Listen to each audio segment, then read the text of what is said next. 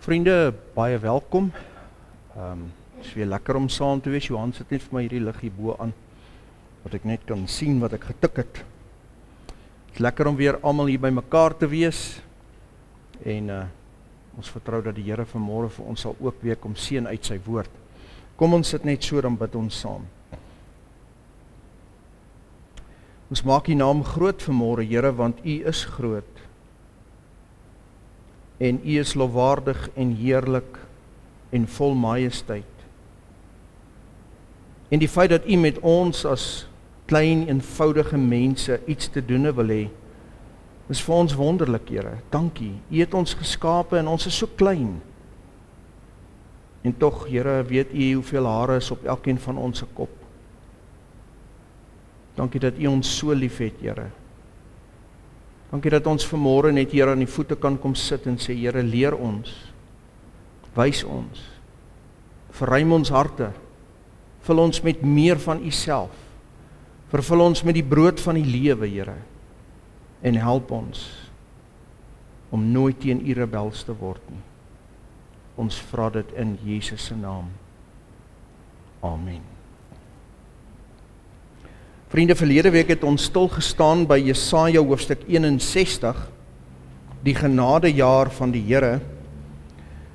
En ons het gekyk na die tema, die onverdiende genade van God, vir sy volk en vir ons, wat deur die kruis by die olyfboom ingeënt is.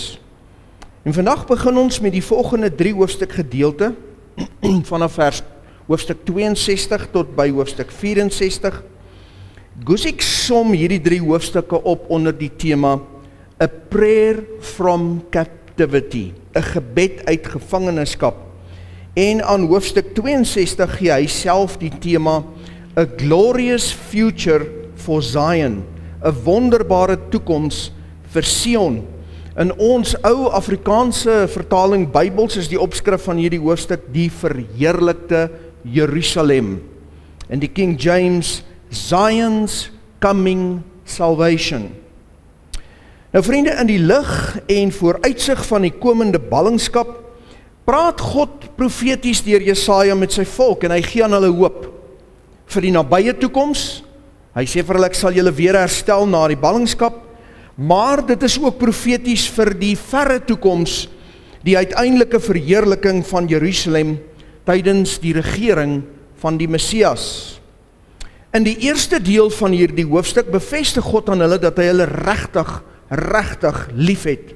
Kom ons lees vanaf vers 1 tot en met vers 3 saam, die van julle wat Bybels het en saam met my soontoe wil blaai. Jesaja hoofstuk 62 vanaf vers 1 tot 3. Jesaja sê vir hulle uit die mond van God: Terwille van Sion sal ek nie swyg nie, en terwille van Jerusalem nie stil wees nie, totdat sy geregtigheid uitbreek soos 'n glans, en sy heil soos 'n fakkel wat brand. En die nasie sal jou geregtigheid sien, en al die konings jou heerlikheid, en jy sal met 'n nuwe naam genoem word, wat die mond van die Here sal noem. En jy sal 'n suurlike kroon wees in die hand van jou Here, en 'n koninklike tulband in die hand van jou God. Op die tyd van hierdie profesie was Jerusalem nog 'n funksionerende stad, maar geestelik was hulle totaal bankrot.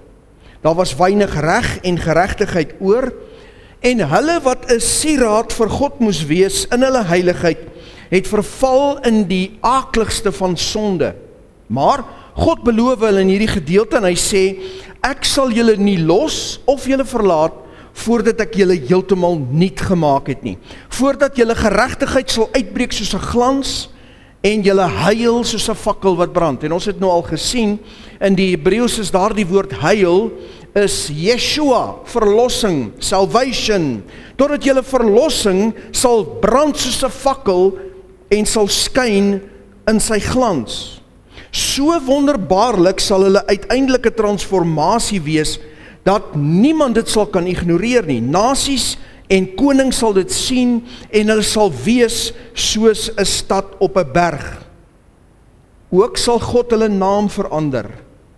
God sal vir hulle 'n suurlike, hulle sal vir God 'n suurlike kroon wees en 'n tulband in die hand van God. Met ander woorde, hulle sal aan God nog eer bring en hulle sal lewe en wees tot eer van God. En hier vriende, hier aan die begin van hierdie hoofstuk sien ons die bestaansdoel van God se volk. Waarom bestaan hulle? Om te wees en te lewe tot die eer van God. Om vir God 'n suurlike kroon te wees en 'n pragtige tulband tot sy eer. Om te wees en te lewe tot die eer van God, tot sy verheerliking. Nou op daardie stadium was hulle baie ver van daardie punt af. Hulle was vir hom 'n hartseer droefheid. 'n Ontrou volk wat met al die dooie gode van die volke om hulle gehoreer het. Maar hy beloof hulle, ek sal julle nie los nie. Ek is op pad met julle. En terwille van sy naam en sy glorie sal hy hulle nie los nie, maar voortstap met hulle in getrouheid. Voortstap totdat die woorde van hierdie profesie in vervulling gaan en al die nasies kan sien en weet wie hy is. Vanaf vers 4 tot en met vers 5 sien ons dat God hulle sal lief hê soos wat 'n bruidegom sy bruid lief het. Vers 4 sê, jy sal nie meer genoem word verlatene nie, jou land sal nie meer genoem word wildernis nie, jy sal genoem word my welbehae, en jou land die getroude, want die Here het 'n behae in jou, en jou land sal getroud wees. Want soos 'n jonkman 'n jonge dogter trou, so sal jou kinders jou trou, en soos die bruidegom bly is oor die bruid, sal jou God oor jou bly wees. In vers 4 verander God hulle name soos wat hy in vers 2 beloof het. In die King James lees hierdie vers so mooi. Hierdie twee verse, vers 4 en vers 5. Thou shalt no more be termed forsaken, neither shall thy land any more be termed desolate, but thou shalt be called Hephzibah, and thy land Beulah. For the Lord delighteth in thee, and thy land shall be married.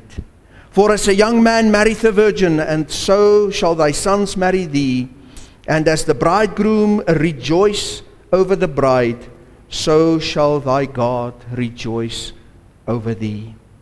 Hulle was verlatene. God verander dit na my welbehae. Hulle land was wildernis. God verander dit na die getroude. In die Engels van forsaken na Hephzibah, van desolate na Beulah. Van 'n verlate ou stukkende kar, as 'n mens 'n voorbeeld sou gebruik, wat in die woestyn agtergelaat word, as skroot tot my welbehae. Van wildernis tot die getroude. Nou vriende, Hephzibah in die Afrikaans is Hefsiba. 'n naam wat almal in Israel baie goed geken het, want sy was die vrou van koning Hiskia. En haar naam het letterlik beteken, my vreugde is in haar. My delight is in her. Jy kan dit lees in 2 Konings 21. Beulah beteken eenvoudig getroud. Met ander woorde, God sê vir hulle, julle wat verlate en gebroke was, soos 'n ongetroude vrou, sal getroud wees met my, en julle sal my vreugde wees.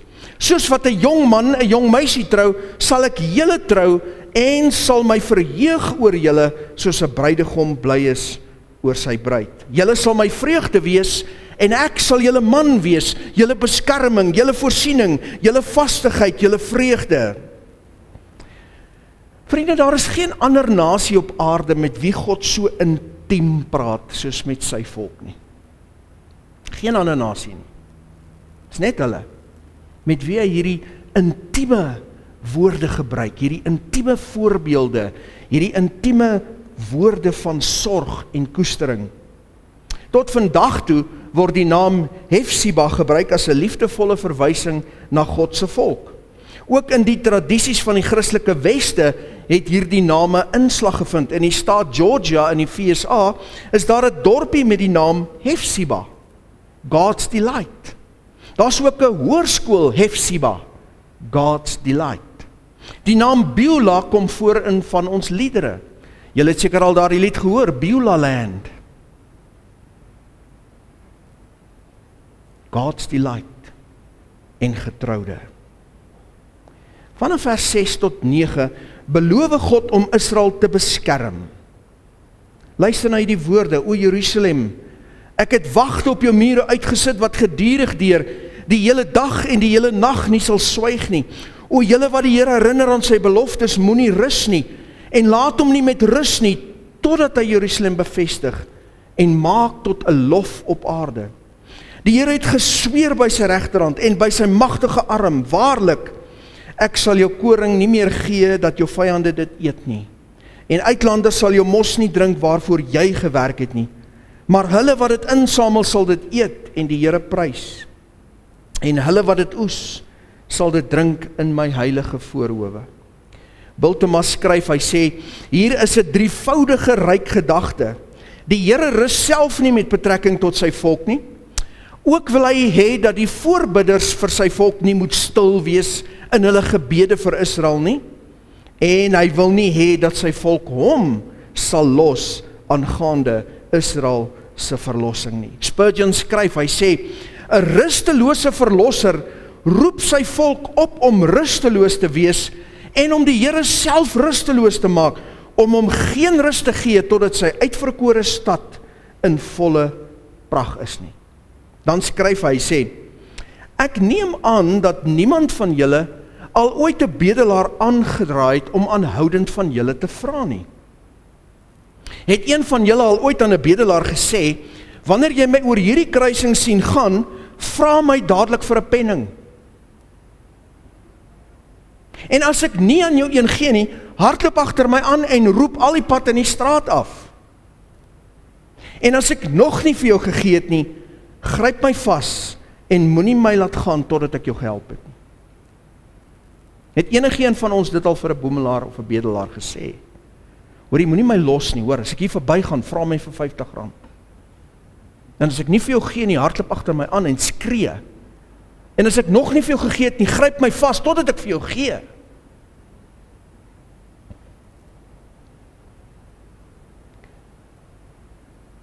Het enigeen van julle, skryf hy verder, al ooit mense wat hulp soek gereeld genooi om te kom kuier en groot versoeke aan jou terug?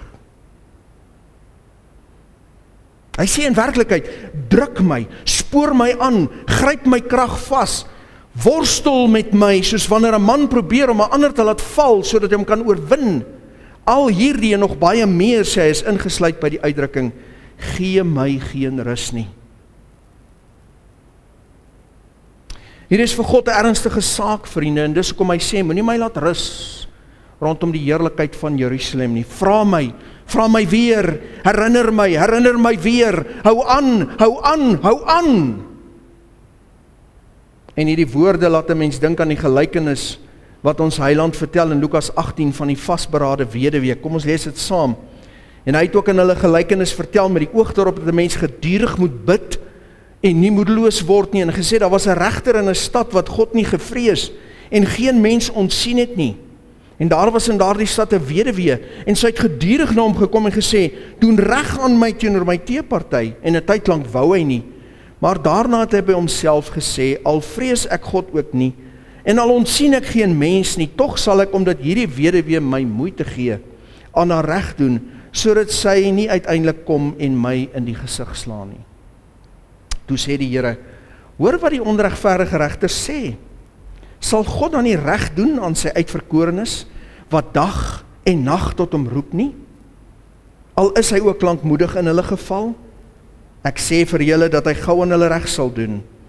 Maar as die Seun van die mens kom, sal hy wel op die aarde geloof vind? Wat 'n kragtige beginsel. Roep God aan en moenie ophou nie. En in die konteks van hierdie hoofstuk roep God aan vir Jerusalem en moenie ophou nie totdat haar heil kom en haar glorie so skyn dat die nasies dit kan sien. In die tweede deel van hierdie hoofstuk gaan hy voort en hy beveel die volk om 'n weg voor te berei vir hulle terugkeer uit ballingskap en in die langtermyn ook 'n weg voor te berei vir die Messias om te kom. Vers 10, gaan in deur die poorte, berei die weg van die volk, vul die groot pad, gooi die klippe weg, steek 'n banier op oor die volke. 'n Vers wat 'n mens baie herinner aan Jesaja 40 vers 3, 'n stem van een wat roep, berei in die woestyn die weg van die Here, maak gelyk in die wildernis 'n groot pad vir ons God, wat ook in die Nuwe Testament herhaal word in Johannes 1 vers 23, ek is die stem van een wat roep, maak die pad van die Here reguit, soos Jesaja die profeet gesê het.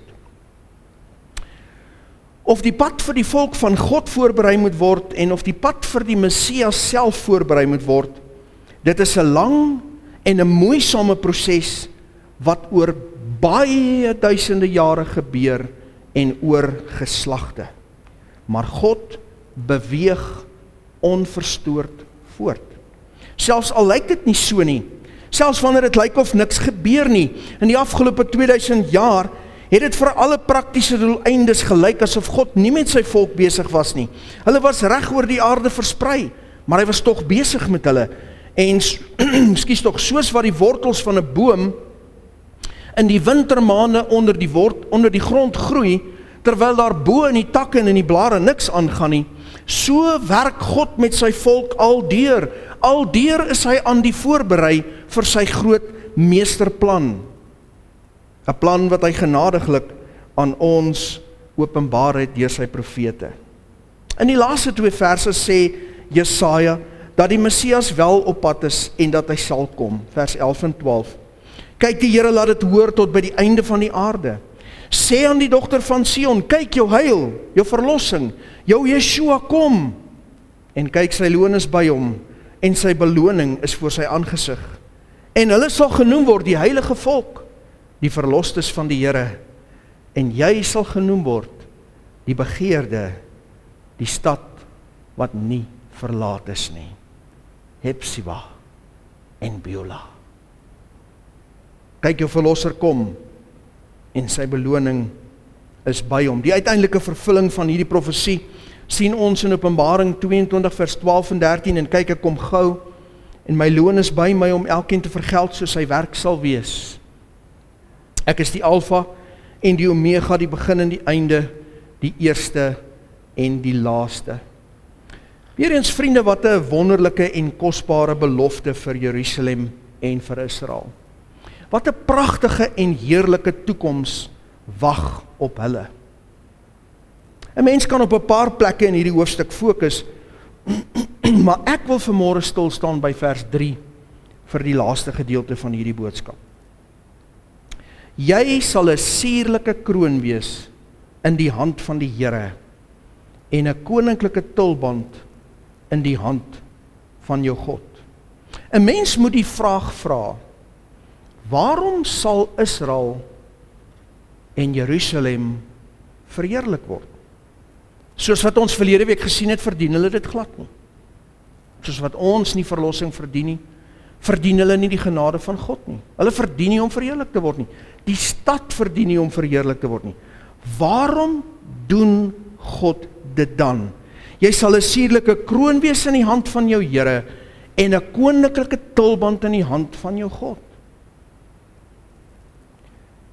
Sien vriende, God doen al hierdie dinge tot verheerliking van homself. Tot verheerliking van sy naam. Tot verheerliking van sy glorie en tot sy eer. Sien, alles wat God doen, doen hy tot verheerliking van homself. Nou vir ons as sondaars wat tussen sondaars lewe en wat die vernietiging van selfsug en selfverheerliking ken en sien en voel, en ons wat weet hoe afstootlik is dit wanneer iemand altyd konstant hulle self oplig en die lig op hulle self laat skyn en hulle self verheerlik en net oor hulle self praat? Vir ons as sondaars klink hierdie stelling baie af en selfs narcisties. Hoe kan dit reg wees dat God homself die heeltyd moet verheerlik en wil verheerlik? Want ons is geskape en gevalle wesens. Dis ons leefwêreld, dis ons ervaring, dis ons realiteit en dit is hoe ons hierdie saak beskou, want al wat ons ken en verstaan is sondige selfverheerliking. Dis al wat ons kan sien. En dis af. En tog lees ons in die skrif dat God verheerlik moet word en dat hy homself verheerlik.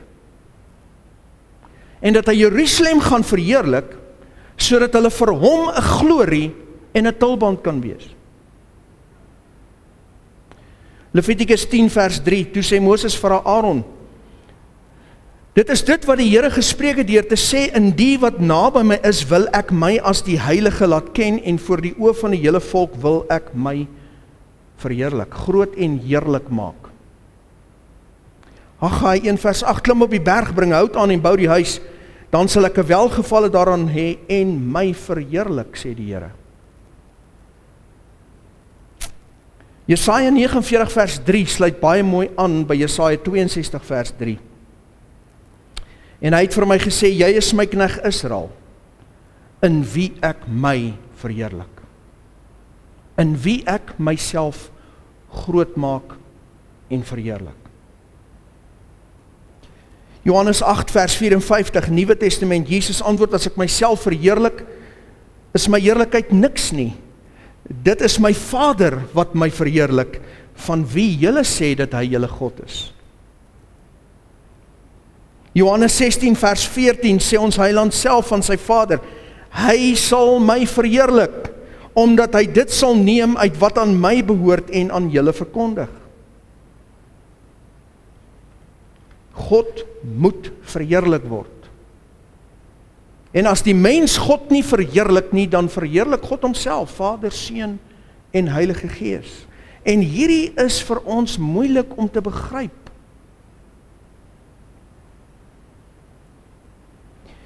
Maar wat, vriende, as ons heilige selfverheerliking kan verstaan? Ek het in hierdie week, terwyl ek met hierdie hoofstuk geworstel het, sê ek vir die Here, ek sê, Here, hoe verduidelik ek met die beperkte woordeskat van 'n mens, die feit dat u uself moet verheerlik en altyd verheerlik? Hoe verduidelik ek aan gewone mense uit die mond van 'n gewone mens met gewone Afrikaans dat dit reg is so?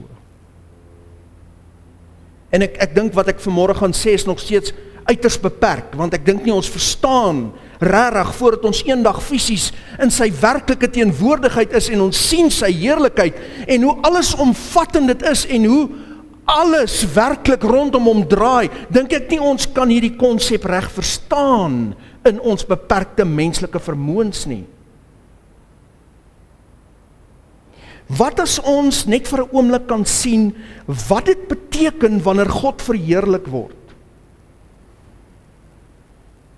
Die verheerliking van alles wat heilig is. Die verheerliking van alles wat suiwer liefde is. Die verheerliking van alles wat suiwer geregtigheid is. Die verheerliking van opregte genade. Die verheerliking van ware nederigheid. Die verheerliking van diep en sagte sagmoedigheid.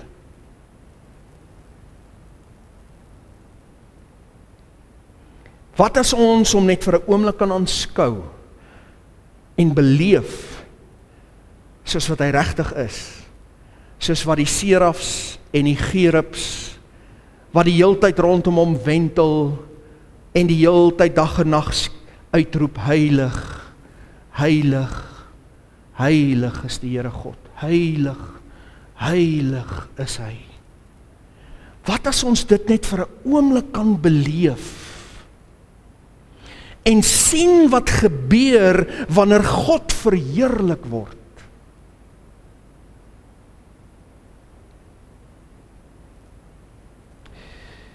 Wie hy regtig is, dis wat ons eendag sal sien. En dan sal ons presies verstaan waarom hy sê, ek sal my in julle verheerlik. Ek doen dit nie vir julle nie, ek doen dit vir my eie heerlikheid, want wanneer my heerlikheid oplig, trek ek mense na my toe.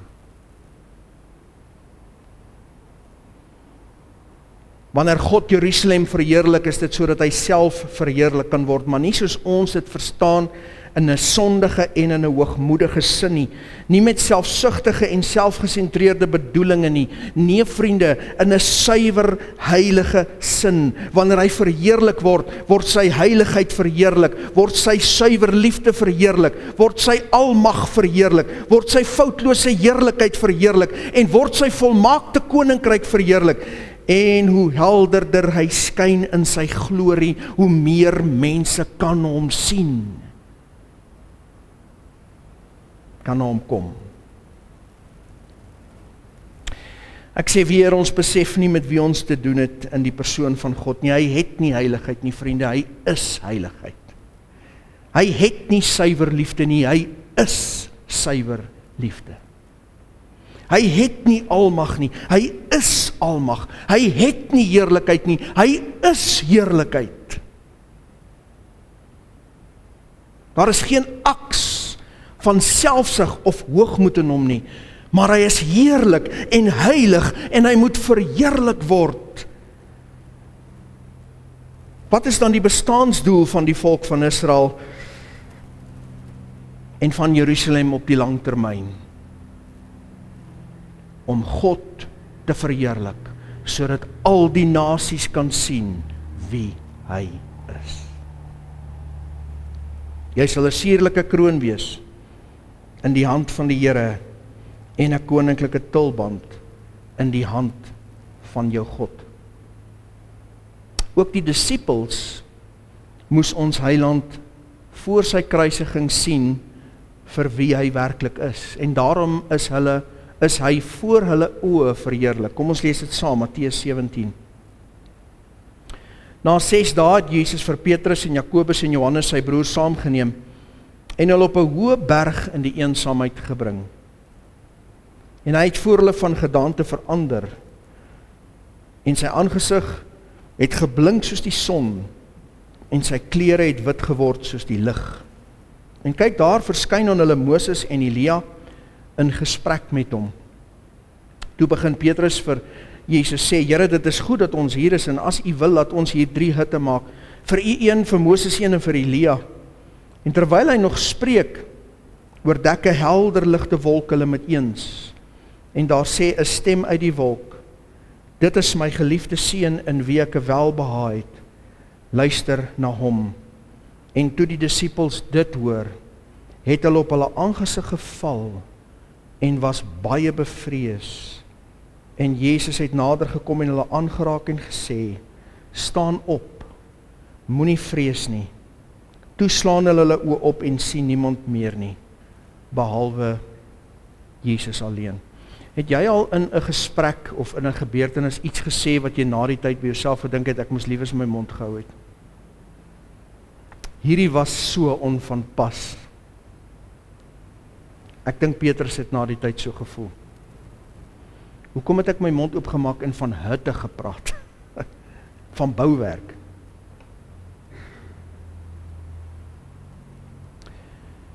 Maar dit is tipies wat ons doen as mens. Jy sien, ons wil altyd ons idees en ons gedagtes en ons agendas en ons planne na vore bring. En ons verstaan nie hoe God werk nie. God het ons nie nodig nie. Hy wil deur ons werk, maar alleen as ons hom toelaat om verheerlik te word. Sodat hy nasies en volke en mense en tale na hom toe kan aantrek.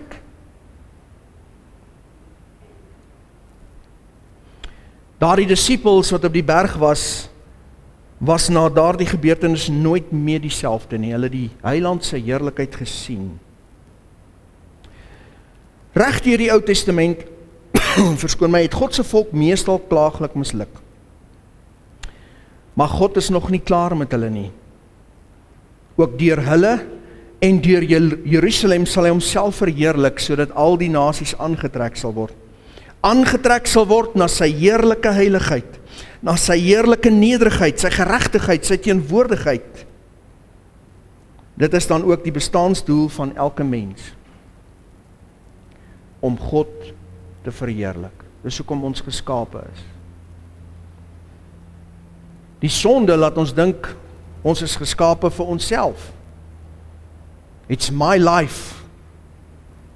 Ek sal dit lewe soos ek wil. Nee, dis nie jou lewe nie. God het dit aan jou gegee, hy gaan dit terugneem ook. Jy behoort nie aan jouself nie. Jou bestaansdoel en my bestaansdoel is om hom te verheerlik. Dis al. Sy naam groot te maak, sy wil te doen, hom op te lig, hom groot te maak. Jy sien, God is alles wat ons nie is nie. God is nie sondig nie, God is nie stikkend nie, en hoe nader ons aan hom beweeg, hoe meer word ons soos hy. Dis ons doel op aarde, om hom te verheerlik. Matteus 5 vers 16, laat julle lig so voor die mense skyn, dat hulle julle goeie werke kan sien, en julle Vader wat in die hemele is, verheerlik. 1 Korintiërs 6:20, julle is duur gekoop, verheerlik God dan in julle liggaam, en in julle gees wat aan God behoort. 1 Petrus 2:12, hou julle lewenswandel onder die heidene skoon, sodat as hulle van julle kwaad spreek soos kwaaddoeners, hulle op grond van die goeie werke wat hulle aanskou, God kan verheerlik in die dag van besoeking. Dis ons bestaansdoel. Dis hoekom ons hier is. Om sy naam en heerlikheid te verheerlik. Kyk wat gebeur as ons hom nie verheerlik nie. Romeine 1 vers 20 tot 25, want sy onsigbare dinge kan van die skepping van die wêreld af in sy werke verstaan en duidelik gesien word, naamlik sy ewige krag en goddelikheid, sodat hulle geen verontskuldiging het nie. Omdat hulle, alhoewel hulle God geken het, hom nie as God verheerlik het of gedank het nie, maar hulle het dwaas geword in hulle oorlegginge en hulle onverstandige hart is verduister. Terwyl hulle voorgee dat hulle wys is, het hulle dwaas geword, en die heerlikheid van die onverganklike God verander in die gelykvormigheid van die beeld van 'n verganklike mens, en van voëls en viervoetige en kruipende diere. Daarom het God hulle ook in die begeerlikhede van hulle harte oorgegee aan onreinheid, om hulle liggame onder mekaar te onteer, hulle wat die waarheid van God verruil het vir die leuen, en die skepsel vereer en gedien het bo die Skepper wat geprys moet word tot in alle ewigheid. Amen, laat dit so wees. Luister vanmôre na hierdie goddelike waarheid wat van toepassing is op Israel, Jerusalem en elkeen van ons as bloedgewaste kinders van die Here. As jou lewe en jou wandel God verheerlik, sal jou lewe en jou wandel al hoe heerliker word. Verstaan my mooi, nie probleemvry of pynvry nie, al hoe heerliker. Goddelik heerliker. Dit is waarom jy geskape is. As jy God nie deur jou lewe en jou wandel verheerlik nie, maar jouself verheerlik en jou eie koninkryk bou, sal jou lewe aldeur uitmekaar uitval. Want God is die middelpunt van alles. Soos die son die middelpunt is van hierdie sonnestelsel en al die planete rondom die son wentel, so is God die middelpunt van die ewigheid en alles wentel rondom hom. En die enigste doel wat ek en jy in hierdie hele stelsel het, is om sy naam te verheerlik. En met reg. Want hy moet verheerlik word, want daar is geen een groter en heerliker as hy nie. En hy gaan Jerusalem en sy volk gebruik om homself verder te verheerlik. Jy sal 'n suurlike kroon wees in die hand van die Here en 'n koninklike tulband in die hand van jou God. Aan God sal die eer en die verheerliking gaan, nou en tot in alle ewigheid. Kan ek jou ten slotte vra vandag? Is jou naam en jou lot al verander van verlatene na my welbehae? Van wildernis na die getroude? En indien jy sê ja, kan ek jou verder vra, is jy 'n suurlike kroon in die hand van die Here en 'n koninklike tulband vir hom? Of is jy 'n droefheid vir hom omdat jy die naam dra dat jy gered is, maar jou wandel en jou lewe verheerlik hom nie? Dis ons doel. Dis hoekom ons hier is. Van geboorte tot sterfdag. Om sy groot naam te verheerlik. Kom ons bid saam. Here, U kom erken ons vanmôre voor U aangesig is die middelpunt van alles. Van ewigheid af tot ewigheid is U God en U sal God bly vir ewig en ewig. Ons doel is om U naam te verheerlik en U naam te verhoog, want wanneer U verheerlik word en verhoog word, dan trek U mense na U toe. En ek weet ons verstaan nie presies hierdie hele konsep van waarom U so verheerlik moet word nie, en ons sal dit eendag verstaan. Wanneer ons in U heilige teenwoordigheid is, sal ons presies verstaan. Maar Here, ons sien wat U in U woord sê, ek sal my verheerlik. En ons verheerlik U vanmôre, Here. Maak U naam groot in ons midde. Maak U naam groot in ons lewens, Here. Laat ons lewenswandel U naam verheerlik. Help ons, Here. Help ons. Daar's mense in nood wat nie weet wat U vir hulle wil en kan doen in redding en in verlossing. En ons, Here, wat die naam dra dat ons gered is, maar ons lewens verheerlik U nie. Ons is nie 'n getuienis nie. Ons kan hulle nie na U toe trek nie. Daarom bid ek dat U ons sal help, Here.